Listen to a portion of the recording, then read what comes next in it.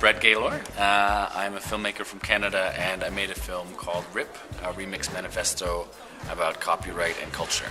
I was born on a small island off the west coast of Canada. My parents were trying to get away from the world, but like all kids, I wanted the opposite. I wanted to connect back.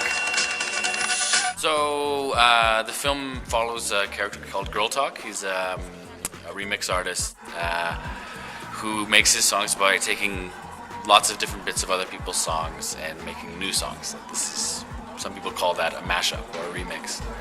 And so we use that as a way to look at the current imbalance that I see in copyright, how it went from a system of encouraging people to create to actually getting in the way of digital creativity. I love the internet, and I see that as a threat to the internet, so I wanted to make a manifesto to do my part to get people to care about this issue. The creative process became more important than the product because consumers were now creators, making the folk art of the future.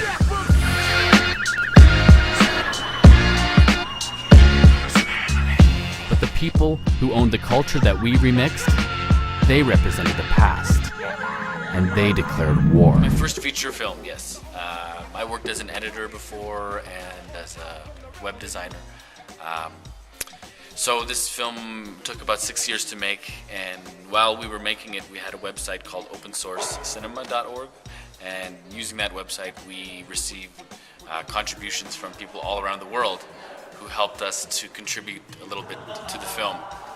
We wanted to try and follow a model like Wikipedia, where knowledge is made from lots of different people, but it still has my vision of what the film could be. But the film is under a Creative Commons license, so that allows people to take it and do new things with it. When you make a documentary film, it's not like being a journalist. So a journalist is somebody who's supposed to tell the objective truth. Yes. But as a documentary filmmaker, we see ourselves as like creative nonfiction.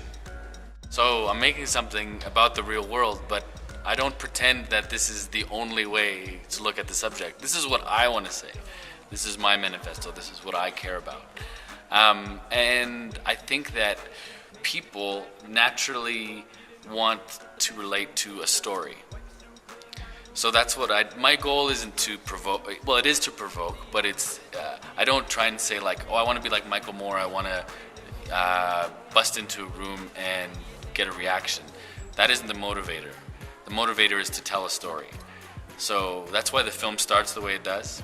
It says, let me tell you a story about a guy named Girl Talk and the internet, and we go from there. I emailed him, I think in about 2004. It was funny because I would find these little videos on the internet when he was playing to like, he was playing in like a laundromat and a video arcade and like a small crappy cafe in Cleveland or Milwaukee, the little American towns.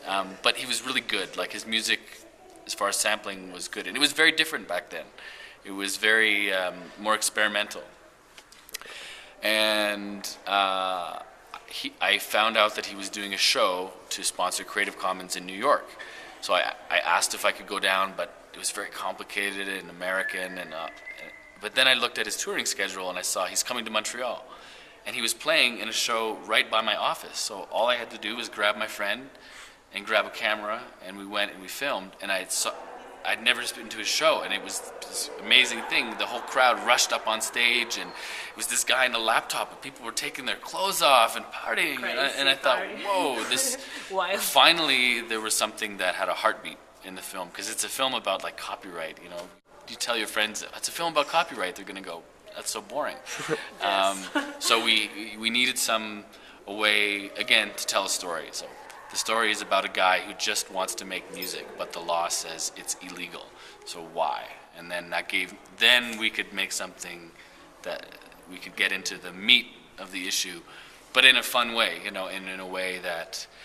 And the other thing about that is Girl Talk's fan base began to grow and grow and grow and grow as he was spreading his music on the internet. So it was a very good example of how the internet can build an artist's career, but also this idea that people will leave the audience and come up on stage is kind of like what's going on with digital culture, because the barrier between the producer and the consumer is blurring. Yes. And so that's why we picked him. Obviously there's a history of remixing, obviously hip hop. He couldn't be doing what he's doing without hip hop, and he's standing on the shoulders of a lot of other people. But we wanted to make something that was right now, and he was good for that.